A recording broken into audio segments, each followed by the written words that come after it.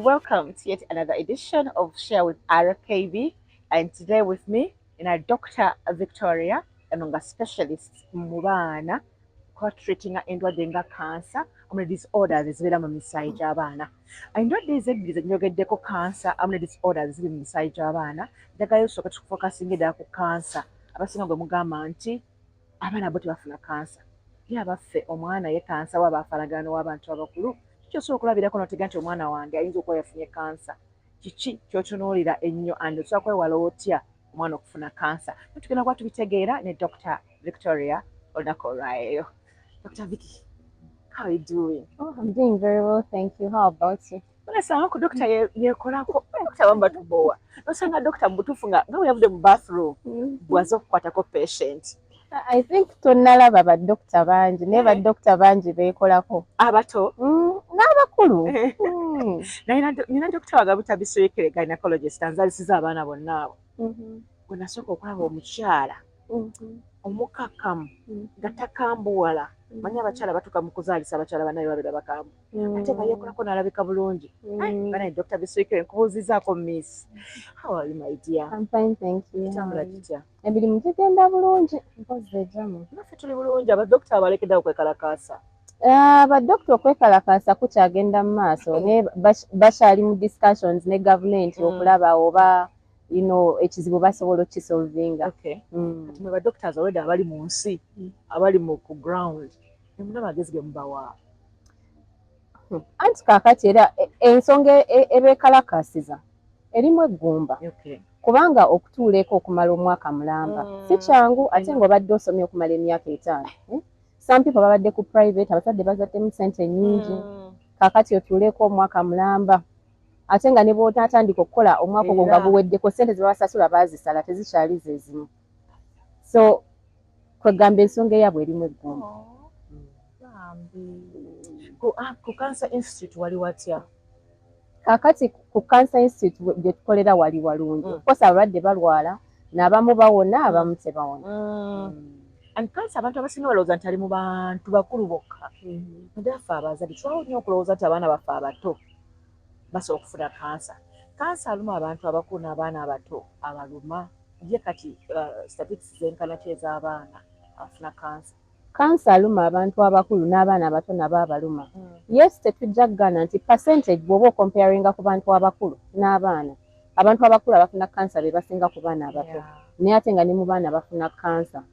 Kaakati bw'oba otunuulira statistics mu nsi yonna oba globally, buli mwaka abaana 400,000 children globally be bafuna cancer throughout the entire world.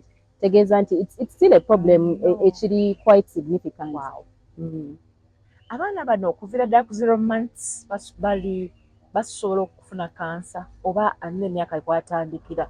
Actually abamu basobola n'omufuna nga bakyali munda ya maama waabwe. So waliwo bw'ozaala nga omuzadde ne kansa nga yatandikira munda, so emyaka gyonna osobola okufuna kansa. Ono gwozaala naye maama yaba amulina afuna atya kansa?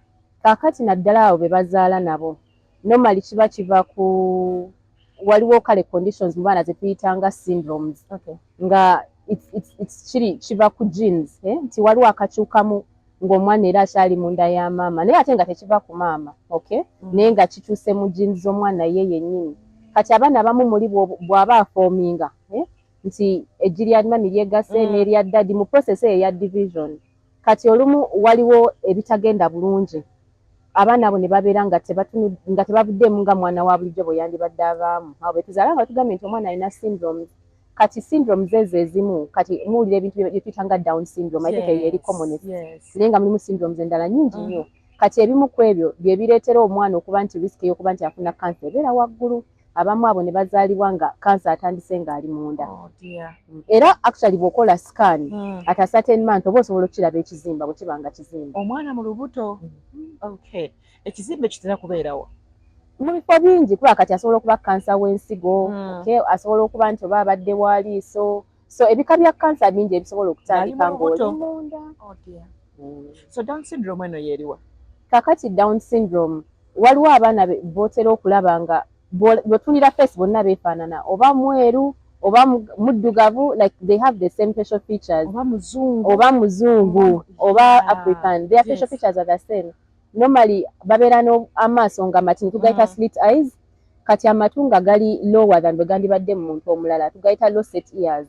Wano ennyindo kati olaba nga ennyindo yo bw'ebeera bweti nasal bridge ebeera flat completely bweti, so babeera ne flat nasal bridge. Era bw'obalaba face yaabwe they look the same, bibeera happy all the time, they're always very happy children. Usually batera okuzaalibwa abakyala abawezezza emyaka 35 n'okudda waggulu, so it's risk eri higher the older you are. Naye ate kati tukiraba ne mu bato abatannaweza 35, some like 20-year-olds abamu, some of them actually bakifuna. Ate lwaki baba bakifuna abali below that age? Kakati mu bantu abamu there are certain era risks ze babeera nazo ezibaleetera to have a baby like that. Some people it could be in the family, familiar risk, but then also some people it's some things you've been exposed to, drugs and things like that.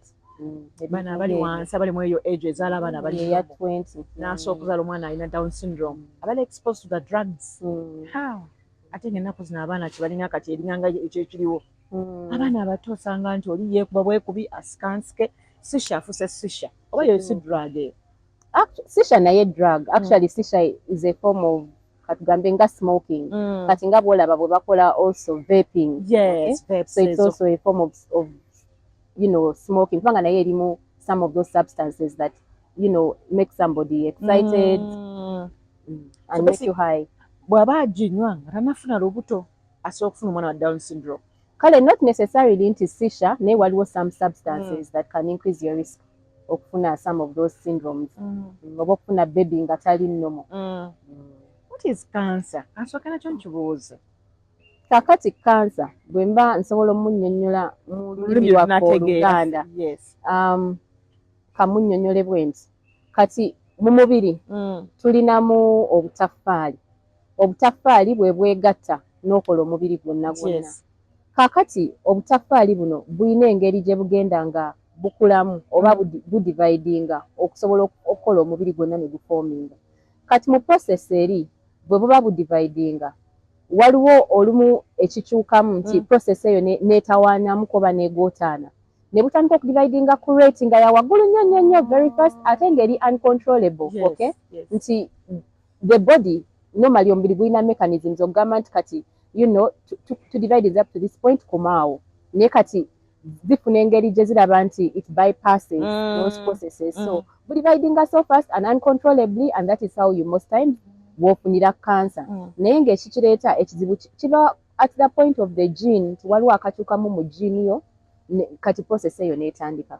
Meaning ffenna tuli ba candidate ba cancer. Yes. Ffenna any of us can get cancer ku anytime ku myaka gyonna osobola okufuna. Okay. So cancer types ki ezisinga okubeera mu baana abato? Kakati mu baana era mu nsi yonna okunoonyereza kulaze nti ekika kya cancer ekisinga okubeera common ye cancer w'omusaayi kye tuyita leukemia mu luzungu. Era kiraga nti ebitundu 5 n'okuyitamuko mu baana mu cancer akwata abaana abeera leukemia. Okay? Then ne kugattako kati ebika ebirala.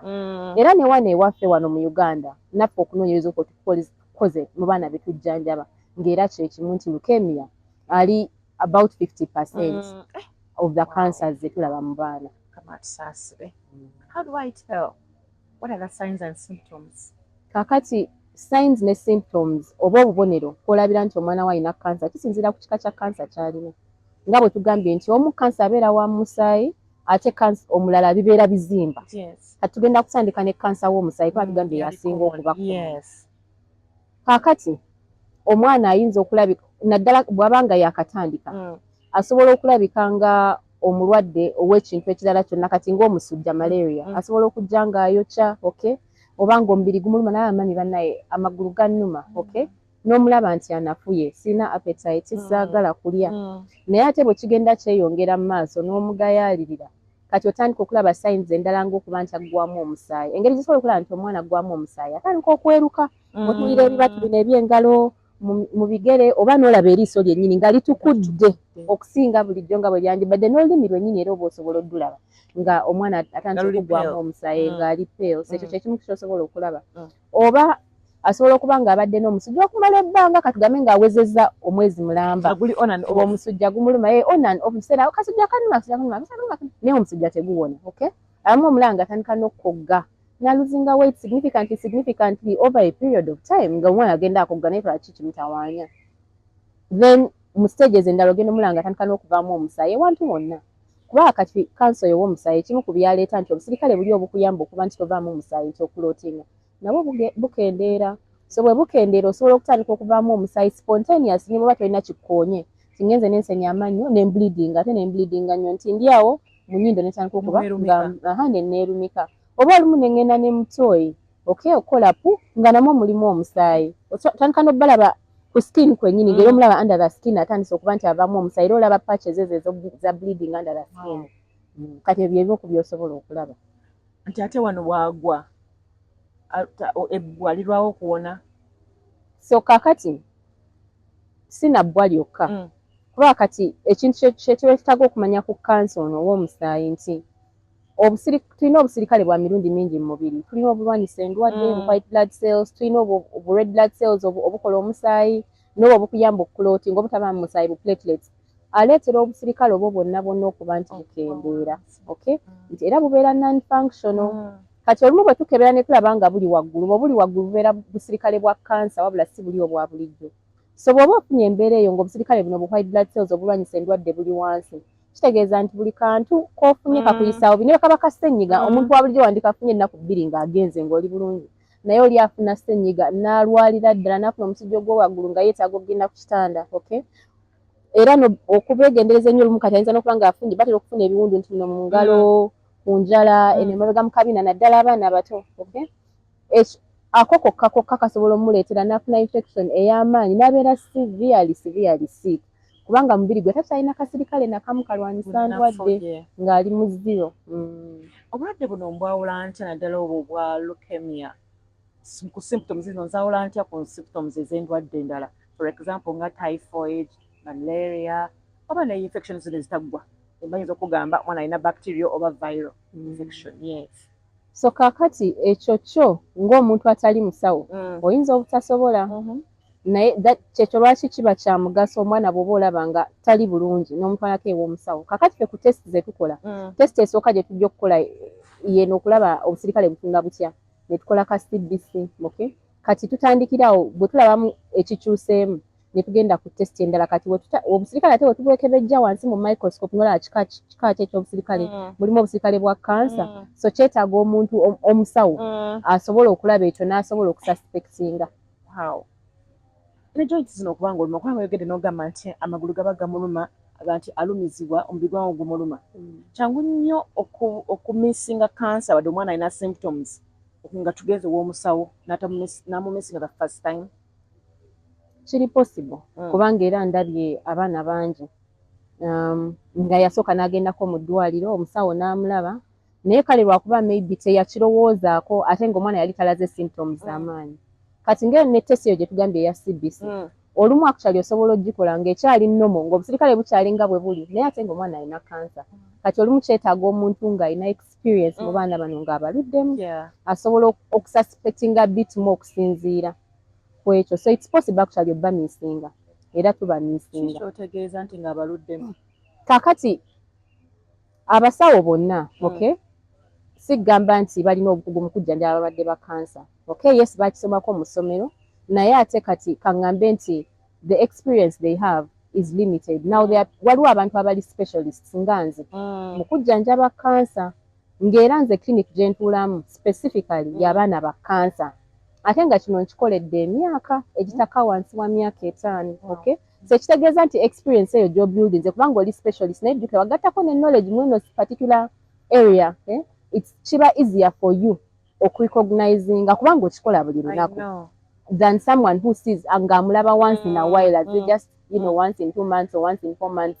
Okay, abantu abasinga ndaffe abazadde oba bannayuganda kankyogere bwentyo nti atuuka mu ddwaliro namubuuza yakola specialist oba general doctor n'abuuza specialist wammeka nti 5 general doctor yameka nti mpadde general doctor njagala onyambe Dr. Vic kano kankayiseewo mukama mpadde ekisa nti njawulo ki eri mu makkati ga specialist ne general doctor era kiki kyenfuna mu bombi.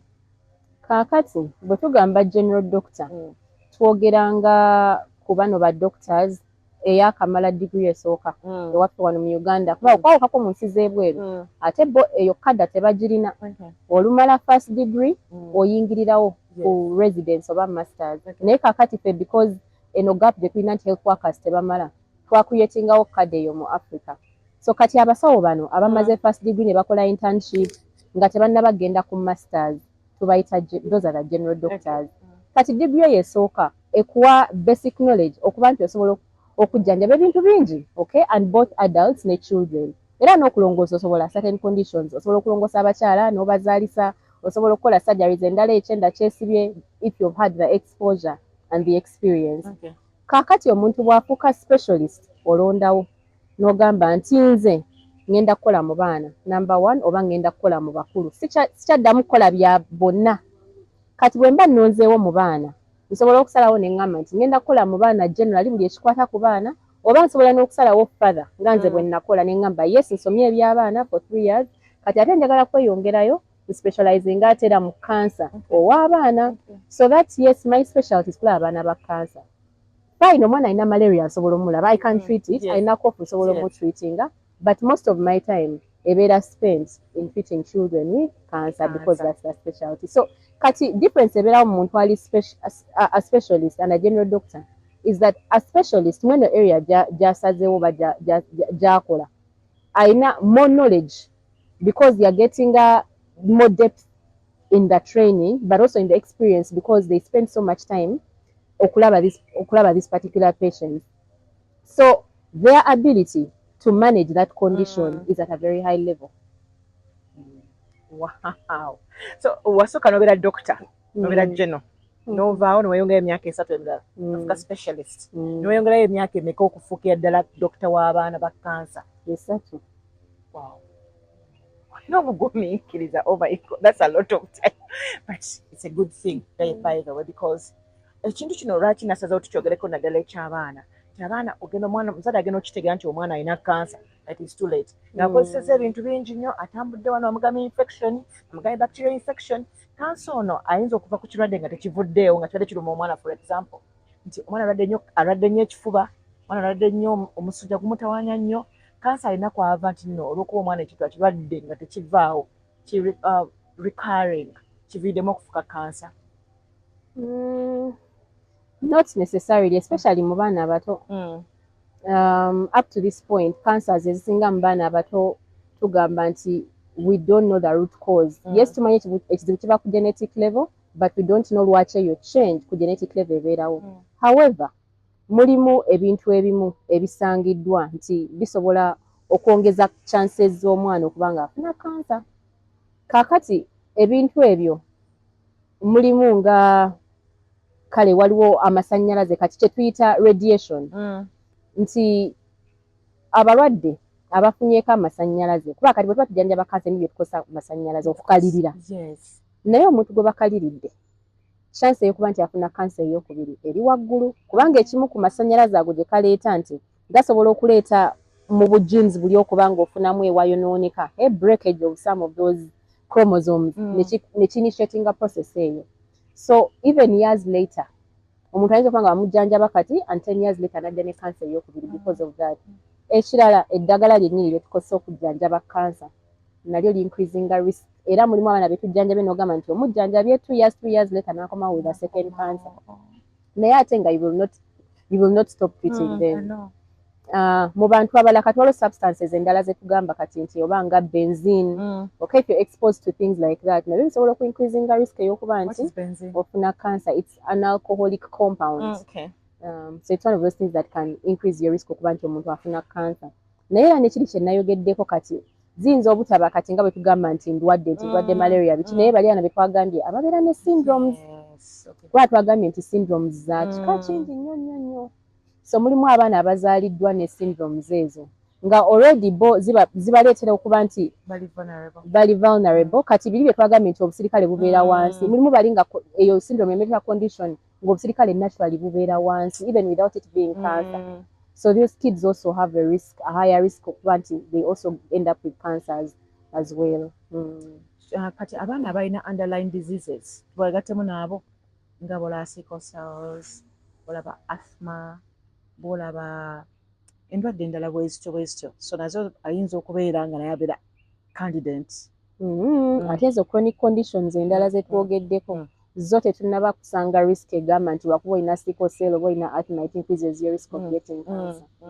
Okay, mali tundi obusirikale okubeera wansi olwo n'abaana abazalibwa nga balina HIV obusirikale bubeera wansi oyo naye abeera ku risk, right? Actually abantu abalina HIV yes nabo balina an increased risk of getting certain types of cancer. Era waliwo ebika bya cancer nga biri komona mu bantu abalina HIV. Treatment y'abaana efaanagana y'abantu abakulu mu kansa. Kale treatment y'abaana aba cancer eyawukamuko mu bantu abakulu olw'ensonga zino wammanga nti abaana abato basobola okutoleratinga eddagala better than abantu abakulu. So actually treatment y'abaana most times ebeera more intense y'amaanyi okusinga abantu abakulu gye tukozesa. Omusaayi gwa gukyali mugumu. Kati ate nga n'omubiri gwabwe gulina ability y'okuba nti gwona faster than an adult.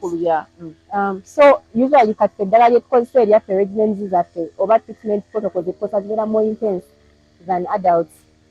But also ekirala nti mu bantu abakulu era kisangiddwa nti okunoonyereza kulaze nti most times cancer waabwe outcome nti bw'oba omujjanjabye outcome teri nungi nnyo nga mu baana nti most times they may not do as well as children. So kakati nekyo nakyo ki-informinga the type of treatment that you will use in this group versus gy'okozesa mu group. Naye n'ekirala nti bwe tuba tukola eddagala lya cancer oba informinga treatment za protocols tukola research kati katugambe lwa abaana tujja kufuna group y'abaana in different countries, different centers, and then you try out these treatments on them. Ne ku bantu abakulu you try out the treatments on them. Ne mulaba which doses work for children, work for adults, and the outcomes ziri zitya. So mweyo engeri kijja kubanga treatments ze mukozesa zijja kwawukamuko because of that. Is it possible nti omwana asobola okuwonera ddala cancer n'aba cancer free? I like this statement. Yes, it's very possible. Ate bawonera ddala ate ndabye bangi era tulina bangi mu programu yaffe bye tujjanjabye ne bawona. Yes, cancer osobola omujjanjaba n'awona. Kati ekika cancer kye twogeddeko ekisinga okuba common mu baana ekya leukemia. It also has the highest cure rates. Greater than 85% of those children abalina leukemia actually cure of the cancer, and within like the next 5 years after treatment they are actually alive. So they actually do well. Many cancers endala zino tugambye kati ez'ebizimba la solids oba bwongo oba gumba oba ki abaana actually bawona obajjanjaba ne bawonera tulina bangi. Bonna bawona ku stages ez'enjawulo oba bba abaana tebalina stages nga zo tuyisaamu ez'abantu abakulu? Nabo balina stages era okusinziira ku kika kya cancer kati nga bwe twogera kale ngono w'ebizimba normally common stages zibeera stage 1 to stage 4. Stage 4 kiba kitegeeza nti cancer oyo atambudde. Bw'aba yatandikidde ku mukono oba ku kugulu kayinza okuba nga yatambudde n'agenda ne mu mawuggwe oba mu lubuto n'agenda mu kibumba. Okay? Kaakati normally cancer oyo stage eyeeyongera owaggulu chance ey'okuba nti awona oba nti tajja kudda tetuyita relapse eyongera okuba nti eri wansi. So era ojja kusanga nti mu treatment zino ze tukozesa stage bwe yeeyongera waggulu ne treatment nayo yeeyongera okuba ey'amaanyi. It's more intense and also sometimes it's even for a longer period of time okulaba nti ka chance kali ako gamba nti the chances okuba nti awona eri lower mukajjawo because of that. So yes, some of them bw'oba ozenga stage eri depending on the type of cancer oba ozenga stage egenze ddala ddala we may not be able to cure you. So it's also important okuba nti they come early. I know. Ekirala abaana bano baba bafunye cancer nga muto kutegate kati cancer ya muluma kati leukemia abayina dietary special galina okubeerako oba asigala ali normal as a normal child? Actually asigala ali normal ng'omwana wa bulijjo. Ideally tetwadvocatinga nti asigale ng'alya balanced diet nga bwe kyandibaddeyo carbohydrates, protein, fruits, vegetables, you know, it should be a balanced diet. Naye bw'aba omwana oyo ng'ali mu mbeera eno gye tugambye obusirikale nga buli wansi bulala then in that case tulina bye tubagaana okulya, okay, naddala nga salads, things that are raw like raw fruits, raw vegetables. Bw'oba ogenda muwa fruit like an apple, mango, giwaate skin ogigyeko nga bwe twagambye nti they are very sensitive to infections, so you want to avoid anything ekisobola omuleetera okufuna some organisms oba obuwuka osobola omuleetera nti ajja kulwala. Ndwadde ki endala ezisinga obbatawaanya bw'aba afunye kansa nga bweyogedde ku infections? Ki ekirala kisinga obbatawaanyamu eyo period? Kaakati bw'aba afunye kansa kati eno sigenda giyita ndwadde naye eddagala lyeni lyekkosa libeera ne side effects. So emu ku byojja okusinga okulaba nti abaana batera okufuna amabwa and especially olaba nti azze nga mumwa gwonna guba buserege sores in the mouth naye nagwo tugajjanjaba. Kaakati olumu treatment batandika okukyuka like the skin, enjala, enviiri zivaako of course, okay. Then kati bano bafuna amasannyalaze, they can even get wounds. Kuba kati bw'omukalira eno omutwe, omugongo, depending on the dose, okujjako nti enviiri zivuddeko atuse kala, they even get wounds sometimes because of the effects of all those things that they get. Naye ng'ebisinga akayina endwadde endala ebisinga obbatawaanya fungal infections. Kati candida ate abasinga bamanyi candida abeera wansi, naye bano abaana ojja balaba nga babeera ne candida mu kamwa all the time. The immunity eri so low that they actually get it, the mouth, the throat, the abdomen. N'omulaba nga takyasobola kulya, okay, nga abeera addukana mu kiseera because of something like that. But kiba tekitiisa, kiba kijja genda because tukijjanjaba.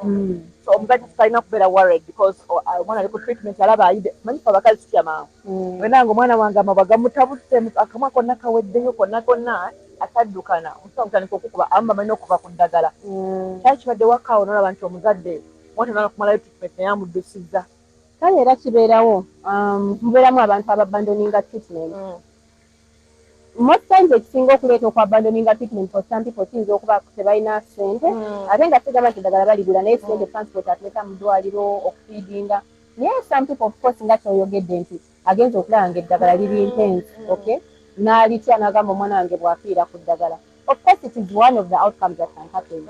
And kyekyo lwaki most times kati abaana bano okusinziira ku how intense eddagala bwe liri abamu tuli bawera mu ddwaliro. You don't go home. Naye ne bw'obeera ogenze eka omuzadde tugamba nti bw'olaba akabonero bwekati oba omusujja mukomyewo immediately because bino ebintu byonna bisobola okubeerawo ate gwe nga muzadde we oyinza obutojja kumanya mu managinga omuleeta mu ddwaliro tulaba ng'ali bubi nnyo we admit n'agenda ku ward fit for a few days bw'aba ali better n'omuzza era tusigala tubakeberako like every 3-4 days ne bw'aba ali waka they come n'omulaba n'omukeberako just to make sure nti ebintu ng'ebyo tubijjanjaba. Taata ono ayamba atya maama oba omwana ng'ali mu kansa ng'ogyeko ekyokusasula ssente nti basijukiza sibawa ssente etaaga ssente leka baasabye ki mu ddwaliro maama taata ayamba atya ye input ye yalibadde ki era singa omwana aba alina kansa. Kaakati bw'otunuulira kansa ng'obulwadde, okay, kansa si bulwadde bwa muntu omu. It is basically an illness that affects the entire family. So taata support ye eba yeetaagisa from the beginning to the end of this journey. Toyinza kulekerera maama n'ogamba nti ekyomuwa ssente kimala kubanga first of all kati jjukira just n'okugamba nti omwana we ali cancer psychologically it is really damaging for you as a person. So it is a load that you're carrying. Naye in addition to okuba nti kale kati omwana nga alina cancer n'awona we're going not to get better, then now you have to start doing these visits, come to the hospital like every 3 times a week, like that's a load. Omwana w'omulayi nga bamutekinga all the time, ali kulina eddagala, asesema, you see all these things, like it takes a toll on you now ng'omuntu, okay? So the mother needs a lot of psychological, emotional support, not just financial. So the father cannot stay out of this picture. Because the mother also in the long run may fail to actually take care or when a load emuliko emotionally and psychologically. Gy'ogambye eyo load eri ku maama, do you think it also affects the child alina cancer nti asooka reading emotions zaffe abazadde emotions aziraba? Okusinziira ku myaka gy'omwana yes, ate era naffe abasawo tuba tukiraba.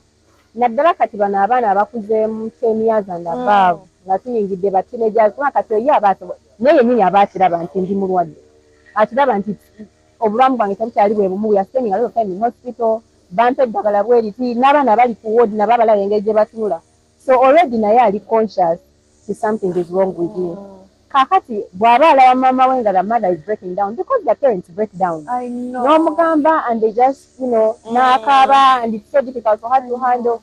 Kati n'omwana aba akiraba nti my mother is quite unhappy. So if the mother fails to cope, because she's one of the primary support, attendant of the child may also fail to cope because you're not able to cope. Well, imagine kati bwobanga gw'olina omuyambako okunaaba, okumuliisa, okumujjukiza okumira eddagala. If you're not able to do it because you're also really down, then it becomes difficult for the child to actually adhere ku by'alina okukola. Oba weetaaga kisa bannange eyo embeera oba weetaaga kisa ate oba weetaaga ne love nga weeri ddala waka nga teri blame game. Mwe mulina wamwe kansa, mwe mwaleeta kansa. Engeri edda kansa ayinza okuba ku sayidi emu ey'abazadde. Kale waliwo kye tugamba nti family history. So mulimu nga mu families ezimu nga mulimu mu families ezimu nga maybe you have many people who have got cancer. Like kajin kalinga mwikali. There are some fundamental basic genes ezijja okubeeramu. And so you'll notice that within the generations there will always be some people who have certain cancers. That's possible. Naye ate nga tojja kumanya mu generation ki ani anaafuna nti oba mwana wa muganda wo oba muzzukulu ki oba ani. So you can't tell. Kati n'oli naye mu family ayinza okuba nga maybe zino generations eziri recent you can't see it, but maybe before it was actually there. So you cannot exactly blame somebody and say this is it, it's the only thing that caused it. Abatabani ba Farao bamanyi. Naye nga ate ky'ogamba kituufu kuba kati mulimu n'amu boolaba nga families have broken down. Olw'ensonga eyo nga mukoze diagnosis oli najja n'agamba it's impossible mu family yaffe etaliiyo n'abasuulawo omwana ndi maama we tubiraba nabyo. Kati dokita nga tuliko kumaliriza wano omanzi omwana nga atandise okuba nga awonye nga bwogati abaana bawonera ddala kyayintwalidde bbanga ki okuddamu mukeberako oba mirundi emeka gye nabadde mukeberangako okulaba nti ddadda mutuufu kansa kati agwereddemu ddala mu body. Kakati bwe tuba tujjanjaba kansa ngenda kukosaako mu bigambo ebimu bye twogera mu Luzungu. Bwe tuba tukujjanjaba eddagala ne liba liweddeyo ekigambo ekyo tugamba nti oli mu remission. Remission kitegeeza bwe tukebera tetulina busirikale bwa kansa bwonna bwe tulaba oba ewali ekizimba wonna wagenze. Naye waliwo risk ey'okuba nti kansa oyo asobola okudda tukiyita relapse. So bw'oba ojjanjabye omwana for kansa tomusiibulirawo. Tubakuuma mu clinic for the next 5 years. Ensonga eyo okuba nti tubakeberako for 2 reasons. One, complications. Nga bwe ngambye treatment esobola okuleeta complications and some can come like years later. Ekirala to check to those first years are the ones where the risk is higher. Okuba nti cancer akomawo nti get a relapse. So you want to keep screening the children more often at that point. Okulaba nti if something was starting you can get it early. So bwe tuba tukuteekamu we keep in the clinic for 5 years. Omwaka ogusooka we review you more often, like every month, then we move to every 3 months, then every 6 months, then we can now start reviewing you once a year. Till we discharge you completely. Kati dayo for a general doctor. Later, of course, kati ba parents tubagamba, if you notice anything that is abnormal, even after we've discharged you, come back, okay? So we can be able to check if it's this and assure you. Kanso na ina bya dinayi ng'omwana wange wabanga newankubadde awonye mu nkula ye. Yes. Kati maybe engeri gye tukitunuulira kiri bwe kiti nti bw'abanga yafunye kansa kati okusinziira ku kika kya kansa kyeyafunye nawa waali kati olumu bw'oba ofunye nga kansa w'eggumba okusinziira ku stage eyagirako ekizimba bwe kyenkana olumu twetaaga okukola amputation. Actually most of the times mu setting yaffe we amputate ega nti muba tuguggyeko oba okugulu. Okay, so you're going to stay without that limb. Okay, kati mu baana abamu kati ng'abaana abafuna kansa w'eriiso oba ow'obwongo, sometimes it also affects the eyes a lot. Bw'oba nga wajja ku stage nga kansa oyo akuze kati ng'ow'eriiso we remove the eye, so you will stay with, we'll put a prosthesis. Kati bano abalina kansa ng'obwongo abamu bendaba nti olumu agenda okujja nga ekizimba kyakula nga kyanyigiriza nerves zino zombi eziraba ng'ali blind bilaterally. Tujja kujjanjaba owone but not able to regain your vision, so you're going to be blind for life. Okay, so some of the complications z'oba ofunye you're going to have them for life. But also the treatment olumu ejja ne complications ezimu, and some of those complications olumu nti waliwo betujjanjaba n'afuna ekizibu ku mutima, okay, because of the drugs. Some of those complications are going to stay even if you've been cured. Kiki omuzadde kyalibadde ayongera okutegeera ku kansa dokita kitayogeddeeko nga tuwumbawumba? So maybe nti bagamba nti one, omuntu yenna oba omwana yenna asobola okufuna kansa, oba muwala oba mulenzi, emyaka tegimataringa osobola okufuna kansa ku myaka gyonna. nti era temukigayalirira bw'olaba omwana wo ng'oba alina ekizimba kyafunyeko ekitali kya bulijjo olumu mutera obbiyita mbu oba ttalo olumu ne mugamba mambulugga naye ng'okuzimba kuyiseewo weeks 2 3 4 5 nga gw'okyagenda wa musawo agamba mambulugga oba bagamba omwana wo baamuloze ebintu ng'ebyo nti bw'olaba ekintu kyonna ekitali kya bulijjo omwana mutwaleko ew'omusawo just okubeera sure amukebereko ate nti omusawo bw'aba akugambye nti omwana alina kansa eyo si yensi toggwamu maanyi si enkomerero kubanga bwe tugambye nti kansa asobola okuwona okusinziira ku budde bw'ogiddeko stage aliko n'ekika kya kansa omwana asobola omujjanjaba n'awona so beera mugumu togenda lugendo olwo dutambula weka abasawo bagenda kutambula naawe paka okulaba ng'omwana tumutuusa wa bwe twagala nga awonye bulungi naye kiraba maama okuba nga tufaayo nnyo okukebera ku baana baffe mumanye nti bwakola pupa okeberawo so siga gugolengera otolewo gundi byagundi omwana yeerumise amame n'okwerumika ate n'amuwunzika nadda waggulu how dangerous is that omwana yeerumise ewaffe notwerumika kiri waffe omwana n'amuteekayo bapamba n'amutunuza waggulu kyomusaayi guddeyo omwana nga bwe yeerumika n'abadde mu treating anti nga bwezituka okujja mu ddwaliro kakati omwana wo bw'aba yeerumise kyewandisoose okwebuuza lwaki yeerumise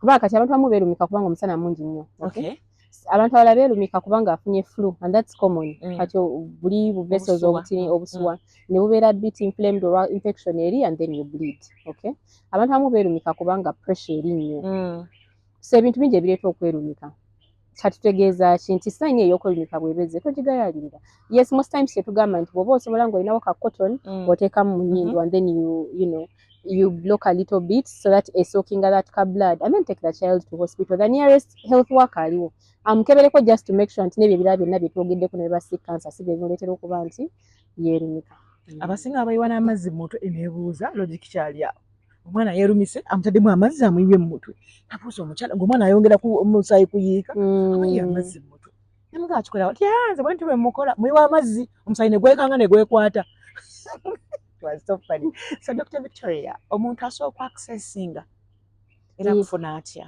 so yes omuntu asobola ku accessinga nkolera Mulago mu ddwaliro ekkulu oba erya Mulago National Referral Hospital tulina mu unit gye tuyita Mulago Pediatric Hematology Oncology nti pediatric kitegeeza abaana hematology kitegeeza omusaayi oncology kitegeeza cancer so unit eno nga tujjanjaba abaana balina endwadde z'omusaayi ne cancer tulimu ba specialists 9 so my level abalinga nganze ne ba doctors abalala bali junior betukola nabo era tutraininga n'okutraininga aba specialists abala okufuuka nga ffe so kliniki yaffe ebeerawo buli lunaku okuva ku Monday paka ku Lwokutaano tekola Saturday ne Sunday naye ward ebeera open from Monday to Sunday so olumu kuba basobola okuweereza omulwadde ng'avudde up country oba nga bakusanze ku weekend like very sick so bosobola okujja straight ku ward otherwise bw'oba olina kyeweeraliikira ng'oyagala kwekebeza Monday to Friday tutuula mu Mulago mpya ku floor 5G kliniki y'abaana aba cancer twanza nnyo Dr. Victoria Rakade k'otuwadde era nsaba n'omulundi omulala okkirize tukomewo twogereko ku disorders ziri mu musaayi kubanga abazadde abasinga eby'emisaayi tubitegeera otuuka ku gundi omwana bamutaddeko omusaayi nga tumanyi omusaayi ki bamutaddeko oba bakuuza omwana w'omusaayi ki nga ye mmanya nti omusaayi gw'omwana wange era nkutegeera ntya so nsaba next time tuba tukomyewo twogereko ekyo are you okay with giving out your number? It's okay, they can have my number. So my number is 0774 28 89 16 so bakuba oba bakuweza messages WhatsApp works better for me si voice note message twayanziza teyazinge kale bakwado mubeere bulungi obulamu obulungi akome mukama bye thank you okay